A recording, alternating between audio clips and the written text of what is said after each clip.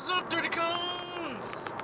What up, Dirty Cones? I guess I did another Marc Maron because I like the way he does that. What's up, Dirty Cones? So it's been a good week. Well, it's been a good week for me. I don't know if it's been a good week for the world. But I'm doing alright, so I hope you're doing alright, and if we just don't think about whatever bad happened this week, since I don't think it was as bad as the week before, but it's still pretty, wow. But, you gotta roll with the punches, roll with the waves, which is an Instagram, roll with the waves? Twitter, guy does a lot, Instagram, does a lot of, help people out, motivational speaking, and, is in, I think a Commander Mark Divine type of kind of status. He's pretty smart, so I'd say check him out. Roll with the punches, and then I don't know, anybody in the Galveston, Port A, Corpus Christi area. Check out the Mauli Foundation. They'll be today at Port A and tomorrow in Galveston to help kids with spinal problems, or I think just people with issues, along that kind of lines, get in the water, ride some waves, and Garcia's there. And they do a lot of good stuff, so that's pretty cool. I think, people doing cool things, people helping stuff. Maybe we all got a little bit of cone in us, that urge to do the right thing and help people out. And so I say, I encourage you today. This is my Dr. Laura or Phil moment. It's like, I encourage you to, look inside yourself. But, just massage that inner cone and be like, what, I can do just a little bit better. I had a supervisor.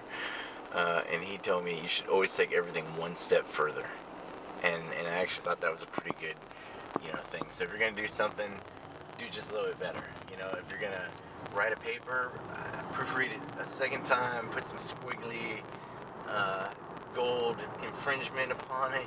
You're doing a PowerPoint brief, tag all your slides. You're doing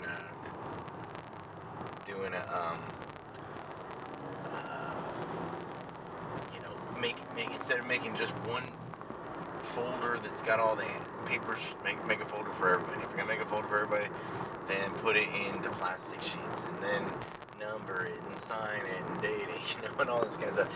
I was making fun of it though, but go one step beyond what you think you should do, and it usually works out pretty good. I think it's a good thing. Keeps you above.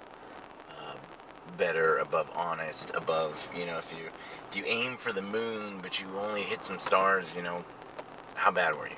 So I'm not saying you accept mediocrity. I'm just saying that you aim for the best and be happy with what you get, because not many people actually put effort into what they're doing. I was talking about this yesterday with a buddy, and he was like, people complain about, tips and you don't get paid enough, but who actually does what who goes to work and gives 100%, except for somebody who joins the military. You're giving a lot, you're willing to give a lot, and that was his point, was that it's about going above and beyond, and actually, taking pride in your service, and why people get butthurt about stuff. It's just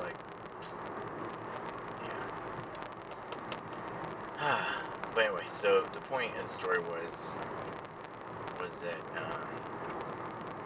you gotta pride in your work. I guess because the Air Force is actually coming out with some updated core values. I guess the last time they updated the core values was in 97, and they've worked pretty good,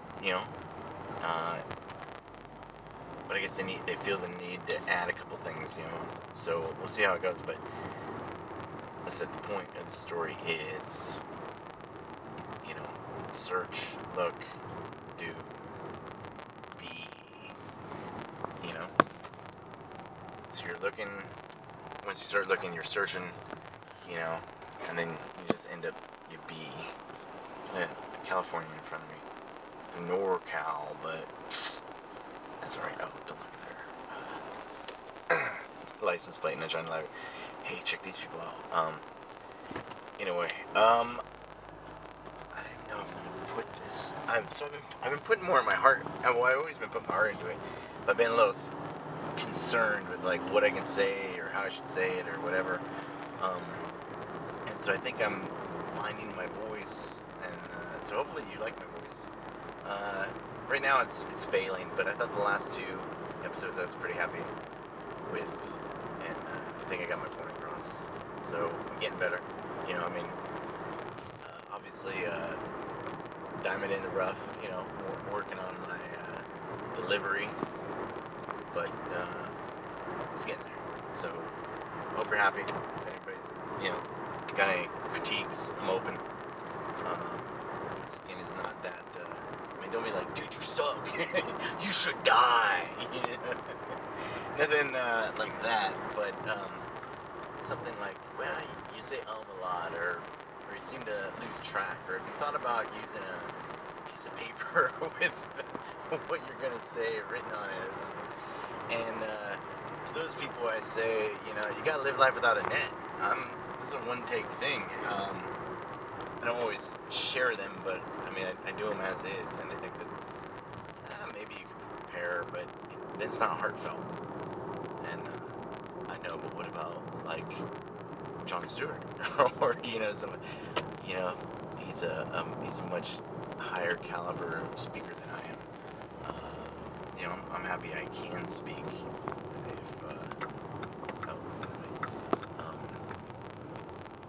It's a beautiful day in Texas.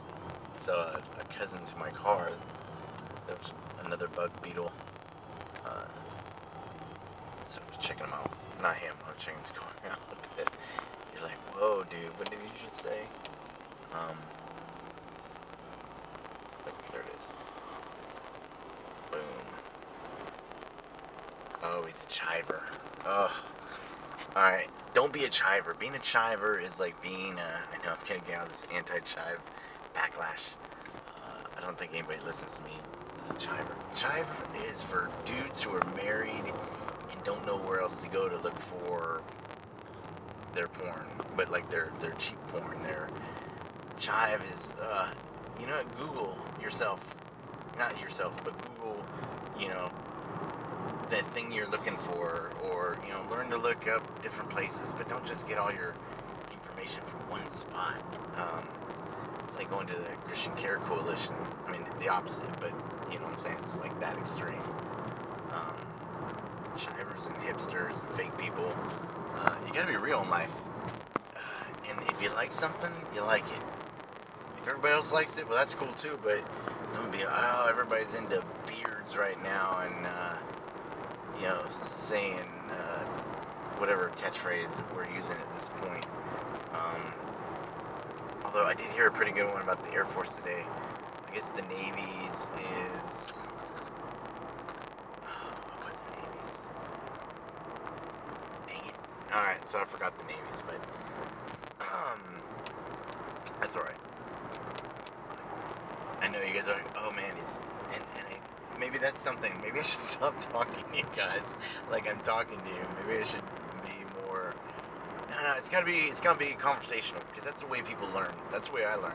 So like while I'm telling you guys stuff, I'm actually learning myself, because when I'm giving you words of encouragement, they're words that are going to me, and you know, I can't preach to, you know, you guys and then be like, well, nope, I have no hope at all. You know, you gotta practice what you preach, so it makes me totally have to be non-hypocritical and have to be positive in all things. Otherwise, you know, what am I doing? Like, oh, he's a fake, he's a phony. So, and I think this is the way people learn. You learn by maybe you're just sitting there and you're staring at the screen, you're staring out some clouds, you know, and I'm talking and you're like, all right, I got you. I feel you. You know, life is pain, princess. Anybody who tells you otherwise is lying or selling something. I think that's about as good a quote as it gets about the world. Delivered by the Dread Pirate Roberts, and from the movie The Princess Bride. Awesome movie, better book. I think I've said that before, but good quote, good meaning, and but what else can you do? Death smiles at us all. A brave man can only just smile back. Or all a brave man can do is smile back. I used to love that one to the students because that's the truth of it all. Like, yeah, we're all screwed. You're gonna die. We're all gonna die. Fuck it, whatever, man. Just go for it. You gotta do it because there's one-way trip. Nobody here gets out alive. Whatever for sentence captures what you want to say. That's what it means. That's what it is. Smile for Hardy, my boys, for tomorrow. Tonight we dine in hell.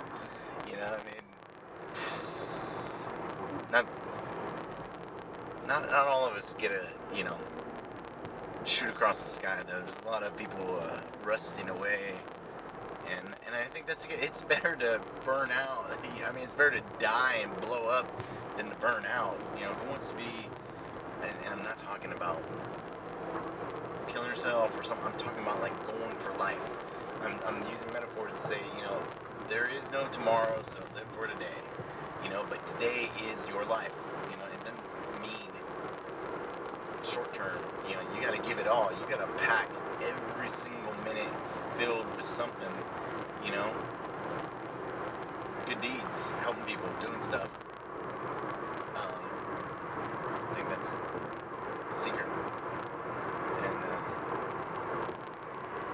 And at my court martial, when they bring me back, this will be People's Exhibit A. And I love this is a funny shit because I always think I'm like, man, I say too much. So I imagine that I'm giving the prosecution all the ammo they need, and so everyone in the courtroom is now looking at me. My attorney is looking at with his head's on the ground. He doesn't know what to do, and I'm sitting there smiling because what else am I gonna do? We are the creators of our own demise, our own life, how it goes. I'm not facing a court martial. I just was making jokes because people were like, I don't know if you necessarily represent the beliefs of the Air Force at all times. And, that's alright. I'm me. I'm not wearing a uniform. I feel free to speak. It's America. It's America. First Amendment and all that kind of stuff. I think, I don't know. I think if you put your faith in the Constitution, things will right themselves eventually. Everything will be good. Won't be any corrupt politicians, and schools will be paid for, and kids will be educated, and things like No Child Left Behind will actually mean that no child's being left behind because they're all learning. Not, well, we're just gonna pass you. We don't care if you can't read, but no child's left behind. Yeah, they're not left behind until they're stuck to some dead-end minimum wage job. Not going anywhere. Thinking Fight Club sounds like a great idea at this point. Which I think is a great movie, but I always laughed at the idea of just dudes beating the crap out of each other. I enjoy wrestling, but I don't like it. There's no reason to hit, man. It's just, you get the feel of it, you understand it, but there's no reason to actually hurt anybody.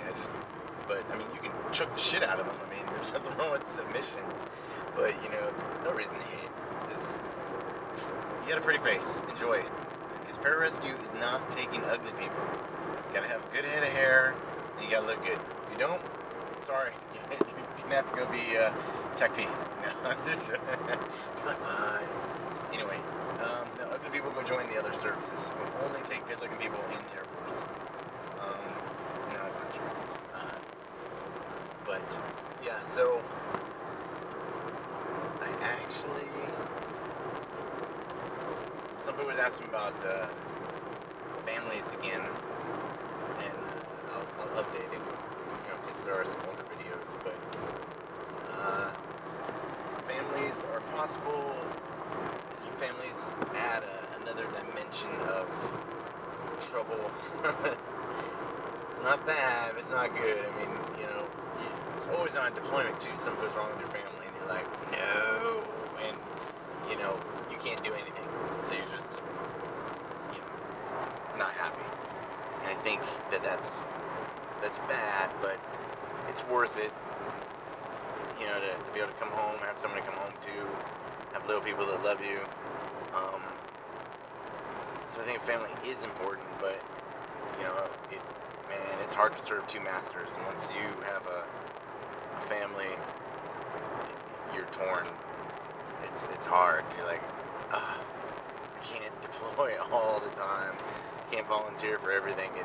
But you know, you got your own rewards because you get to see your kids grow up and learn things and do things, and you know, go from like that small to that big. And so that's pretty good. So wait to have a family. Wait till about 30. 30 is a good age. You start winding down, be an instructor, you know, whatever. But find out who you are, and then you can help other people, you know, become who they need to be. Because if you don't know who you are, how are you going to teach somebody else who to be they need to be? And kids need that good role model. And I'm not always a good role model because I'm learning myself, but I think I'm getting somewhere. I don't know where, but it's going somewhere. And you gotta laugh at yourself, because laughing's... And no, I don't have cancer.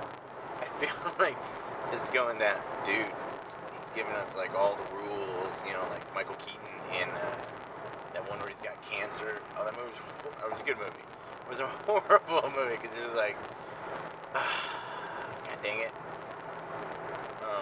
Really good movie. You get a chance to see it. I want to say all of, not all of it. Life. Yeah, I think it was Life with Michael Keaton. He's got cancer, and they even videotapes for his son to watch to teach him everything while he's gone. No, that's not me, but Michael Keaton. Now there is a good actor. You guys get a chance to see Harvey. I want to say Harvey Birdman, but that or How to Learn to Love Yourself Despite Living Life. Some other subtitle, but news movie that Michael Keaton just did. Really good. Like, kind of struck the point on like, what are you gonna do with Act 2? What are you gonna do with Act 3? Maybe in Act 4 for some of us, because you know you're gonna live to be like 120, and you just be like, I woke up, woohoo! That in itself will be a testament to your fortitude. Whew, man. I don't know. 120 is a long time. I'd be happy with 80, you know, 90 before you start getting to where you go to change your diaper, or just that quality of life. When quality of life beats, you know, quantity's over, then it's time to go. Fucking push me out on a surfboard into some giant wave of Waimea and just, you know, let the fish eat me. Which is funny. Where would 99, maybe 2000. I was stationed at Moody. Yeah, so in 99 or 2000. And the Patrick guys were going to Cocoa Beach, and I had befriended them, and so they invited me to go with them. Took a bunch of us. They actually invited me a couple times to go with them. So, and this is prior to joining the unit. This is when I was a young pup. And so this is a good learning thing for you, because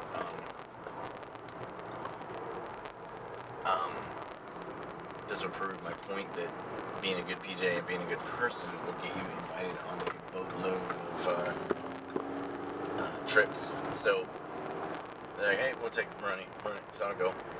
And we go to Hawaii, and it's a jump, dive, surf trip. And the first night we get there, it was pretty late, but I wanted to go surfing. So we drove to Sunset and paddled out, and So it was sunset was our corny term for it at that point. But I just wanted to get wet, just needed to get some waves.